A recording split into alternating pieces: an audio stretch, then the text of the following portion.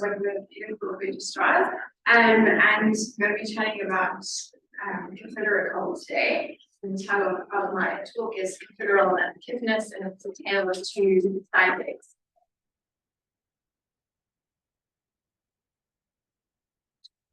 So the case is around the story of Mrs. Ed, a 25-year-old lady who's from Springbok. She works as a teacher's assistant and is currently admitted in G5. She's previously well. She's got a 4-year-old daughter, HIV negative, and had a mitral prolapse, and was clinically detected and had an echo in last year September, but she doesn't have anything on. She's COVID unvaccinated.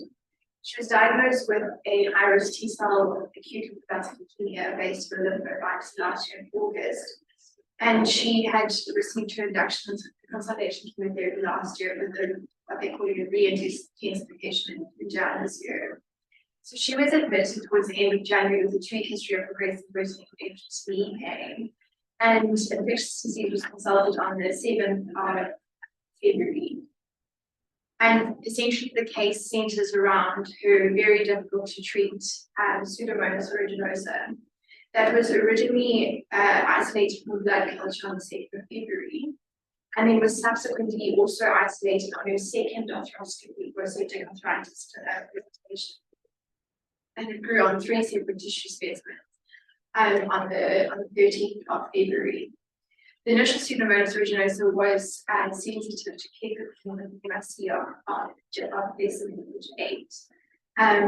But then on the second isolate, it was resistant to chemotherapy, and it was also grown into encoded or metallo-beta-lactamase producing organism. That left us only with intermediate to give colistin in terms of antibiotic options to treat.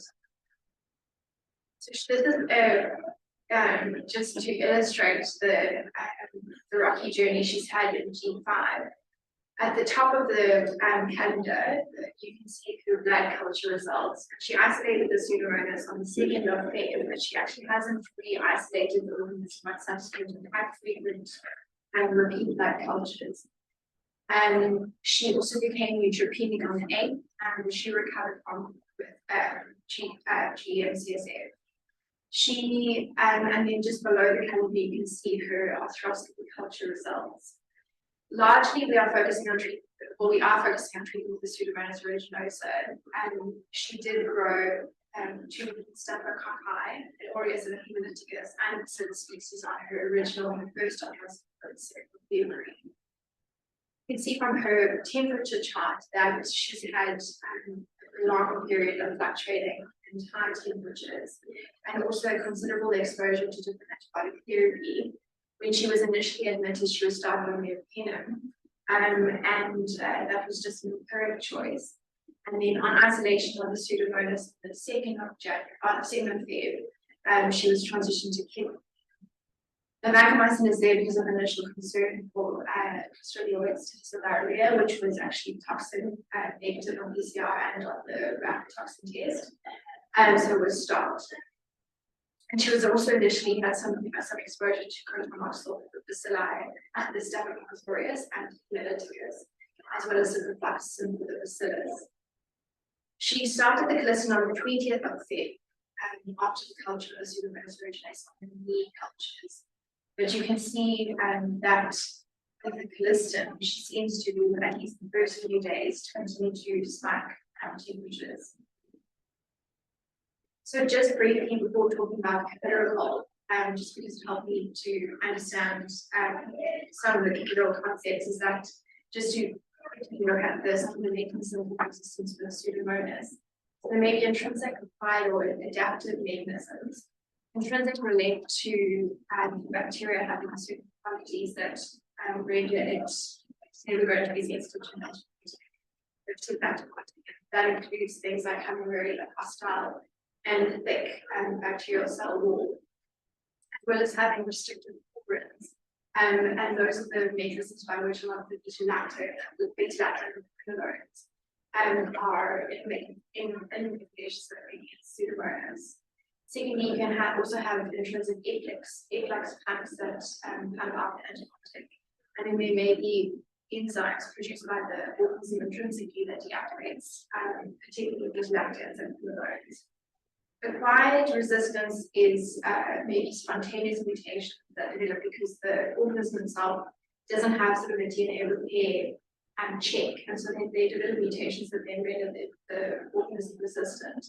Or they may acquire resistant genes from neighboring resistant bacteria, either because they come in direct contact and it's a direct transfer from plasmid to the bacterioreceptor bacterial cell, or if there's transduction of a bacteriophage that carries the resistant gene and has to resist bacteria, or if there's release of free DNA products from the dead to the saliva and absorbed or taken up by a viable bacillus.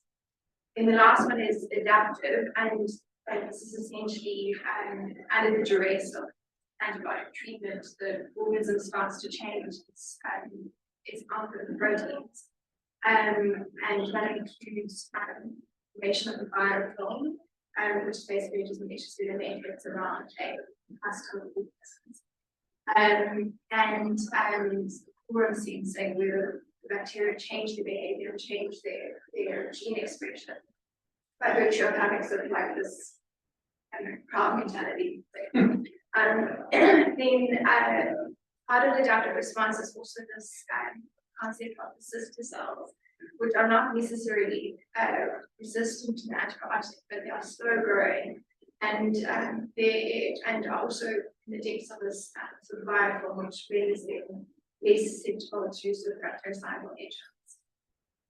So the World Health Organization in 2017 hallmarked Pseudomonas as one of 3 bacterial species for which there needs to be a critical need, for which there's a critical need for new antibiotics. And the issue here is that the agents that we have available to treat these carbapenem-resistant gram-negative bacilli are associated with quite marked toxicity and also are associated with decreasing resistance. So then now Cefiderocol is at this stage, and this is a novel injectable siderophore cephalosporin that was discovered and developed by a company in Japan. It goes by the trade name Cefiderocol. Its side gig is that it has a siderophore side chain, and siderophore is Greek for iron carrier, so essentially it's able to bind to and transport extracellular ferric iron. On the other side of this is the ketone-based band, it's the side gig of the Sky-David cross. And if anyone remembers the COVID remix about Zolan and the saliva on the paper. Anyway, the concept is that this was novel in the noughties, but I don't know if anyone else still care. We may need to think about this in the context of Cefiderocol. So this is the chemistry of Cefiderocol. Essentially, it combines elements of both ceftazidime and in terms of combining both the R1 and R2 side chains. The R2 side chain of ceftazidime, which is on the C7 side, enhances stability against beta-lactamases. And the C3 side chain, R1, prevents recognition by beta-lactamases, in particular beta-lactamases. And what's new also about Cefiderocol is that there's an additional link to the R1 side chain of a classical moiety. And essentially that adds both additional beta-lactamase stability, but this is the moiety that's actually able to bind free iron. And by virtue of binding to iron, the antibiotic is able to use intrinsic iron transporting systems that are within the bacteria's outer cell wall and uses that channel to then enter into the cell. And usually these bacteria are replicating and they are actually actively taking in iron. So it's a very efficient way of fast-forwarding an antibiotic into the bacterial cell itself. Once the Cefiderocol is within the periplastic space, it then dissociates from the iron transporting carrier or the iron itself, and then binds onto the penicillin binding proteins, where it exhibits its mechanism of action in degrading the penicillin binding proteins and interrupting the formation of the bacterial cell wall, which leads to bacterial lysis and cell death. And it's the penicillin binding protein 3 that's the chief target of cefiderocol. It is, to a lesser degree, some automated mediated entry of cefiderocol. So there are numerous in vitro studies that have shown that cefiderocol has got very good activity against negative strains that are carbapenem-based producers, including those that produce metallo-beta-lactamases like the new daily beta-lactamase. It also has effect against bacteria that have got poor internal mutation regulated efflux virus. And this is some data from the Cefiderocol study where they assessed the activity of cefiderocol against non-susceptible brown negative saliva fluid collected between 2014 and 2016. And the highlight of that table just is indicating that the MIC 90 value for cefiderocol against Pseudomonas was 1 gram per ml. And against the same seed isolates, the MIC for the Tomzone Tazobactam typically will more than 64. So just briefly, some pharmacokinetics. So it has a linear pharmacokinetic profile. So increasing dose is a proportional increase in the maximum plasma concentration and the area of the curve. They have reported both in terms of healthy volunteers and in terms of PK studies in patients with renal dysfunction that it is limited to individual area of plasma exposure, but provided that there is some adjustment for declining creatinine clearance, because 90% of it is excreted unchanged in the urine. So it has to be, the dose has to be adjusted for the GFR. There's no data on the CSF penetration. In terms of penetration into lining tissue, they reported fetal lining fluid exposure ratios of about 10%. I think comparing that to other antibiotics, Kiptrax, I think has a area under the curve, serum to lining fluid of about 25%. That's a little bit lower.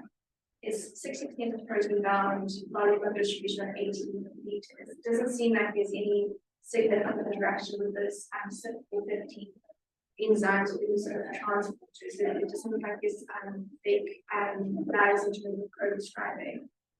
Then, renal function is what needs to be adjusted for, and it doesn't seem like body weight adjustment is necessary. In terms of pharmacodynamics, the PDPK indicator for this is the fraction time of the MIC. And this is based on both initial sort of murine models and human trials that have shown that the highest log drop in CFUs has been found with maintaining the time of the MIC of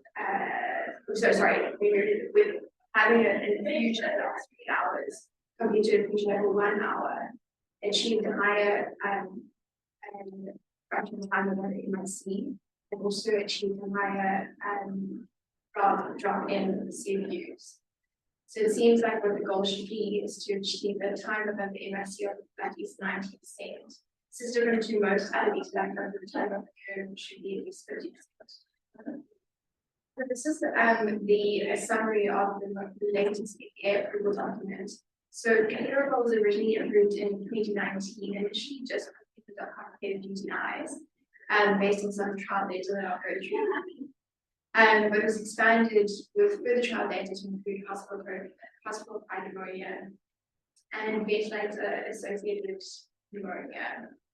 It still should be reserved for use in patients with limited or no alternative treatment options, and it has got no activity against gram-negative, gram-positive organisms and anaerobic bacteria. This was the trial that was done essentially to move the Cefiderocol towards marketing approval from its preclinical-based studies. It was a phase 2 multi-center trial, 15 countries, all in the world. And enrolled patients admitted with a clinical diagnosis of complication UTI requiring arthritis and followed by gram-negative fluoride pathogen. They excluded from the UTIs, they also excluded carbapenem-resistant organisms on the baseline for culture. And they compared Cefiderocol to enterobacterales. It was a non-inferiority trial, and they were comparing clinical and biological cure at 7 days.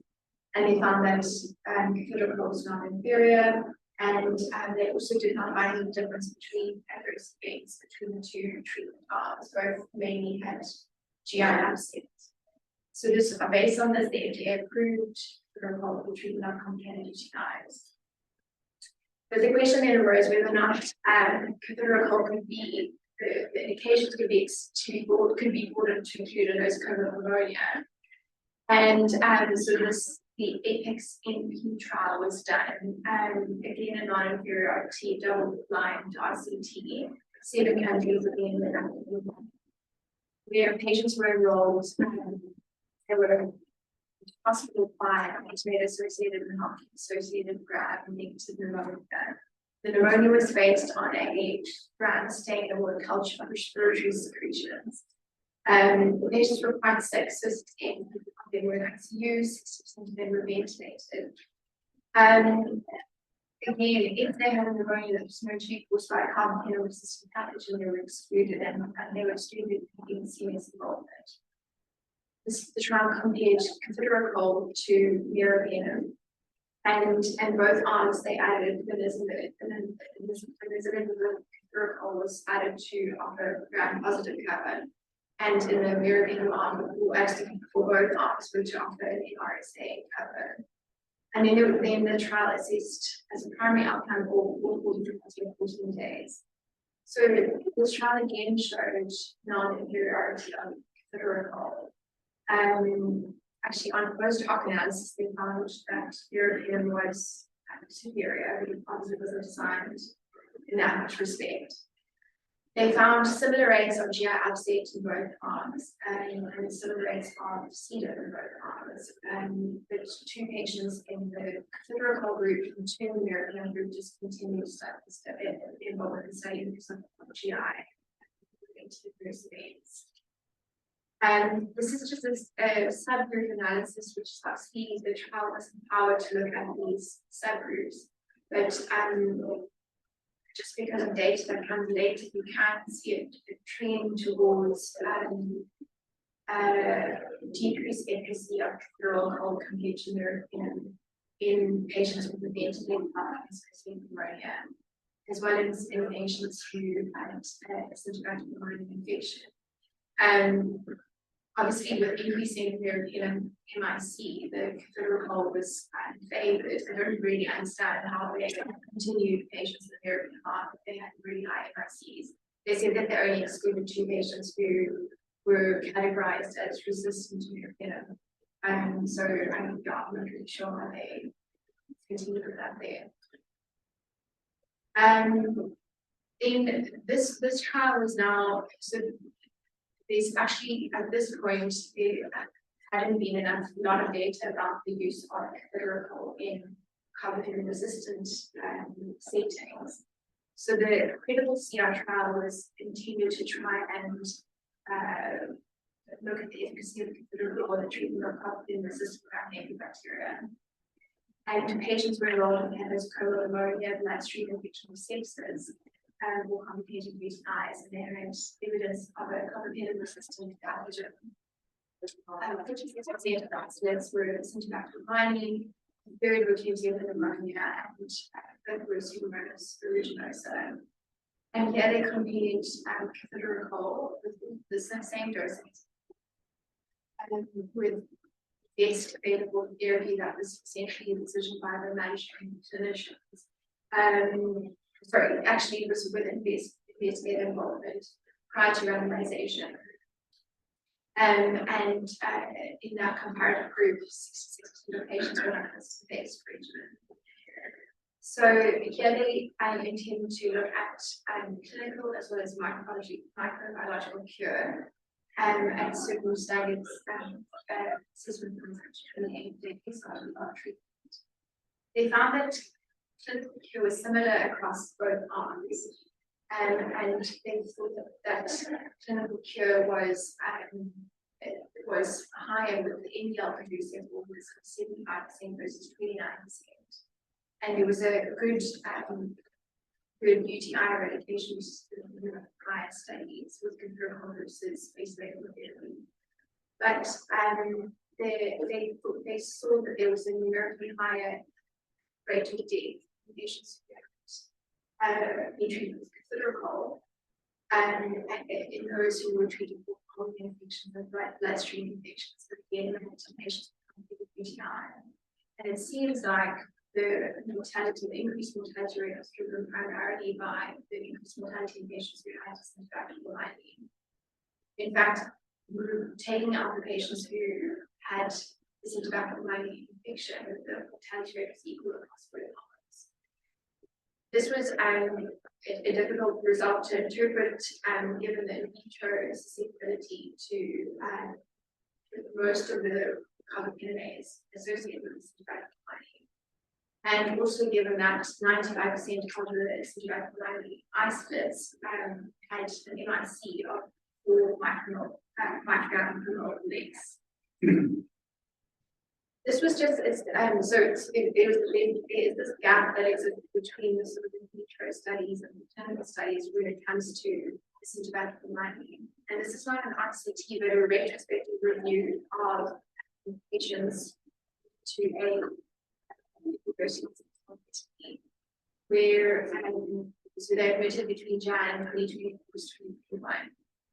And on retrospective review, patients were divided into 2 groups of whether or not they received Cefiderocol or resistant. And the majority of patients in both arms received combination therapy. And these patients had so 64% of them had a bloodstream infection and 28% had a ventilator-associated pneumonia. They looked at primary outcome at 30 days.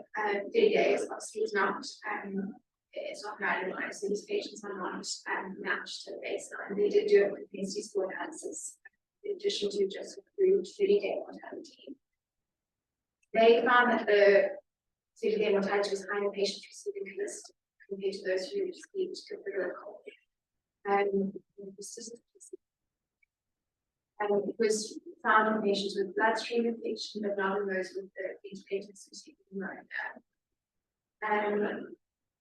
21% of the patients on the Callisto regimen had treatment failure, and 21 patients with the regimen did skip that. So there's just a little bit of uncertainty as to what is happening with the Cefiderocol IV infections with regards to Cefiderocol. And there was a group who looked at some Cefiderocol isolates between 2012 and 2015 with the intention to try and find out if there was something from pH resistance where the bacterial isolates might be have small populations which have got resistance to standard antimicrobial susceptibility testing. And if the presence of an antibiotic in the wild type would be killed, the resistant side population would be selected one would predominate. And it has been associated with treatment failure in norovirus. So they looked at their isolates in Georgia, and they found that 59% of their Cefiderocol isolates had pH resistance against Cefiderocol. So that would be maybe one contributor, at least possibly contributed to the discrepancy between the vitro and clinical studies. Then this was just an article that came up yesterday that I think was interview. Essentially was a study of a single patient who had an E. coli isolated at 2 points during their treatment course on the first day prior to cefiderocol treatment and then on day 15. And this patient had developed a NDM5 enzyme, and the MIC had risen from 2 to more than 8. And this was also reported in the study comparing cefiderocol to mirikizumab. They found that there were 50% of the patients on, sorry, it wasn't that high, I think it was 16% of the patients who were treated with cefiderocol did have a rising MIC that was tested post-treatment. So then just in summary, with the case of Mrs. Beard, I think that cefiderocol is obviously very promising in terms of its high efficacy against otherwise very difficult to treat organisms. Even though there are some flags with regards to the sort of resistance horizon and its role in the treatment of symptomatic infections. But even with this promise of high efficacy, it still has got costs. The cost of that is very expensive, monetary wise. It seems to not be cost in terms of side effects. These are probably not going to be significant. And it's not actually FDA approved for treatment of septic arthritis. But there are other costs if we do not manage to find fetal source control, if she has to have amputation, loses influence, earning potential, and the subsequent complications, as well as the cost to the healthcare system and her own private clinics if she were to lose her leg. And then there's the cost of more toxic treatment, and already we saw that on the colistin, although we have got to cefiderocol for her, she has had a wobble in her renal function. So, yeah, that's what I'm saying.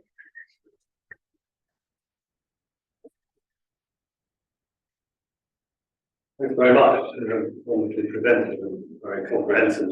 Welcome to our dermatology colleagues. Nice to see you. You're comfortable on the sofas. I've got a number of questions, but Sean, I think this was your case with Nikki, so why don't you make any comments? This is just a really lovely, comprehensive overview. And so, for me, it's been incredibly helpful to get these details information about this drug, but it's like, helping to think about how to use it better. Look, I think you've summarized the difficulties in deciding whether to use this or not very well. Just to tell people, the cost of this drug, so for a 2-week course, assuming she only needs 2 weeks of septic arthritis, is 500,000 rand. It's outrageous. 500, half a million rand for 2 weeks. Yeah. And so, the tension for me as the treating physician is, trying not to kind of take the cost into account and just recommending the best drug possible for the patient, which I actually think is even though it's susceptible to colistin. We've seen a number of treatment failures with colistin for various infections, the toxicity issues, which he says she's already developing failure after about 10 days. And so I think this has a reasonable chance of working. The other unknown is its efficacy in septic arthritis. And my one question to you is, and I don't know if you were going to ask this, is have you any case reports reading of its use in septic arthritis? Sorry, I'm actually that case report wise.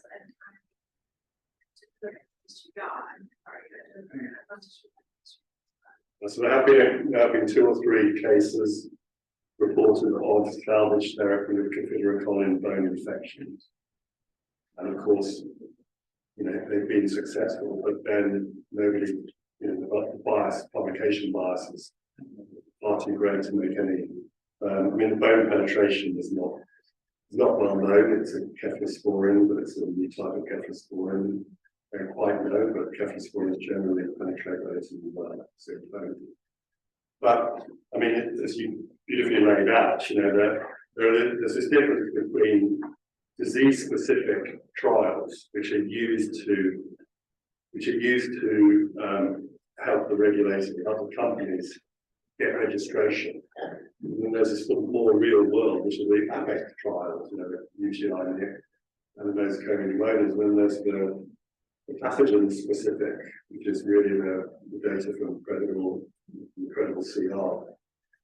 And I think, you know, both. I mean, I don't think there was one bone infection in the incredible CR case. You know, it was either nosocomial pneumonia, bloodstream infection, sepsis, or yeah. I mean, so to me, my questions are, so on a clinical basis, you said that, I mean, clearly this lady has had an enormous amount of difficulty clearing what is a complicated septic arthritis, yeah? And you said that you started colistin 3 days later, she was still spiking temperatures. I mean, that in itself probably isn't enough to pull the trigger because it's early days. The other question I've got is that, at what stage did you know that there was the VIN? Because, I mean, the colistin, what about colistin and astrium? So we had asked, I mean, I asked for the bone testing early on, just before we had the MICs to get that. So I just wanted to quickly screen to see if this could be an option. That was the only reason why we did it.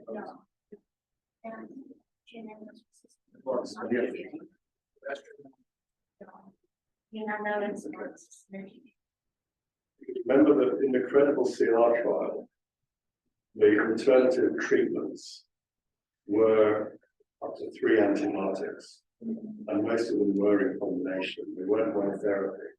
Whereas the cefiderocol also allowed another antibiotic, but it wasn't obviously not a carbapenem or colistin or cephalosporin, and it could have potentially used another drug. So most of the alternative had, when you're making that comparison in cure rates, even though it's not in the bone, and of course mortality, you're doing that not from colistin versus cefiderocol. So, yeah, I mean, it's really difficult because the benefit of cefiderocol in credible CR was in enterobacterales, not in pseudomonas. So, you know, the cure rates in pseudomonas without Acinetobacter were the same across in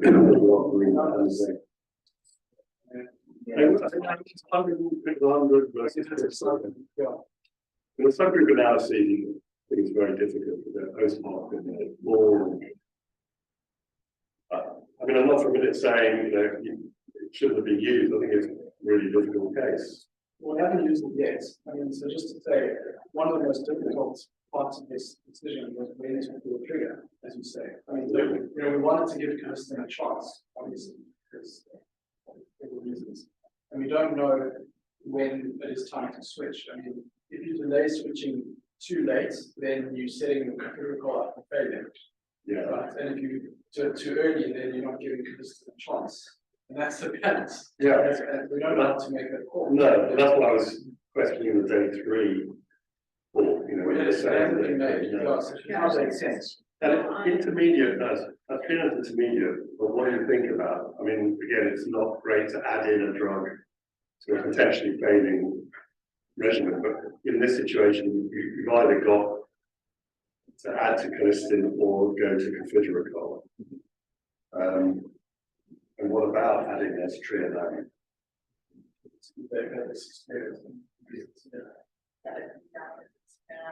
Just speak up a little bit.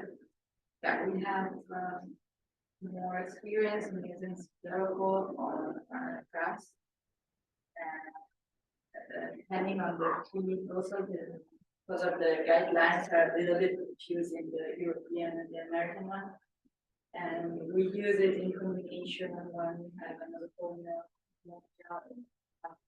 or when there's like acute renal failure. We still don't know which is the exact inside.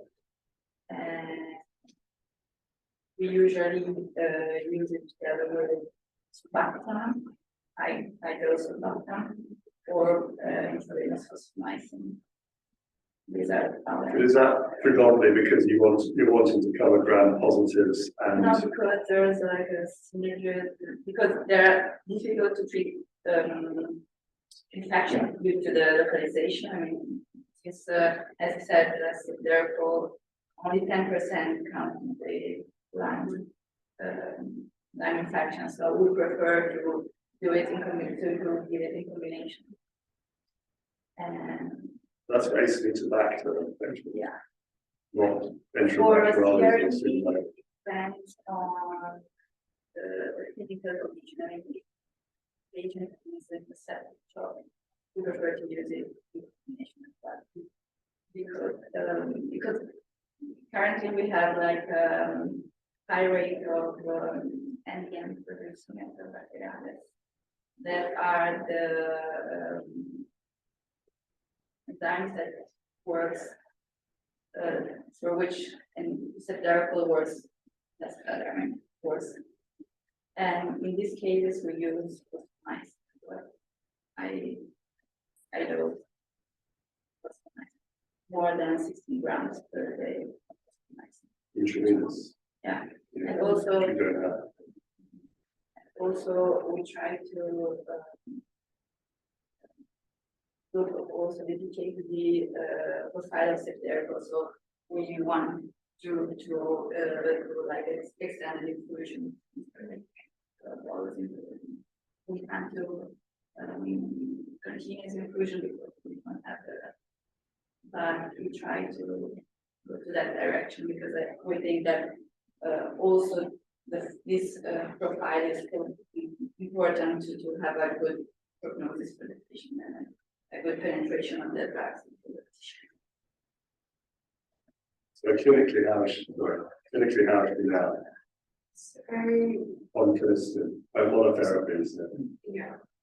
So she had 2 team spikes. She had a period back in a year after that series of team spikes. She had ended with 3-day period, but she has spiked on twice. Part of that problem, I think, is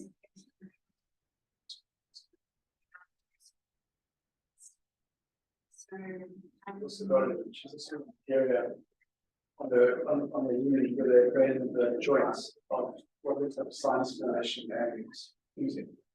Yeah. So I don't think we can stop antibiotics. I think she needs continued antibiotic therapy. And now she's being legal within this.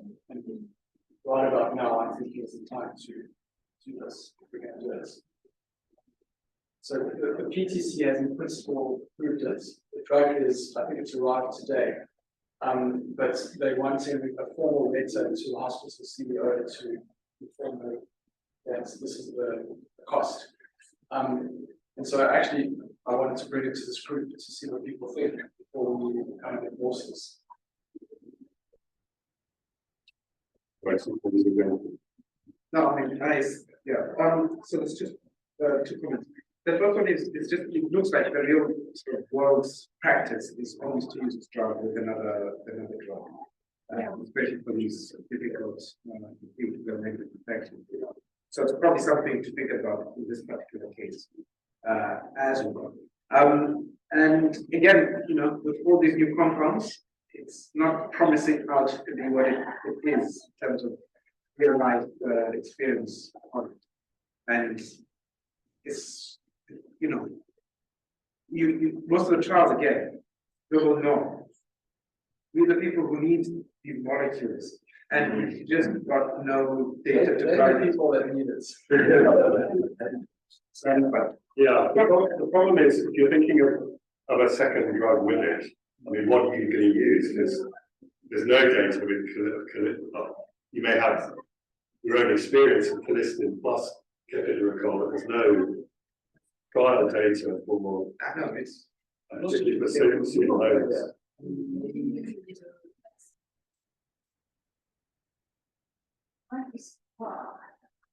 Whenever I find an instance, we are unable to. What do you do with your smart? Yeah, not in my hospital, but they play with the interest eventually. So a more aggressive washout type strategy where they take it back a little more often? They've gone in twice, they're saying there's no current clinical indications to really do. And they see me every day, you know, pushing it, and you know, there's not much more you can do.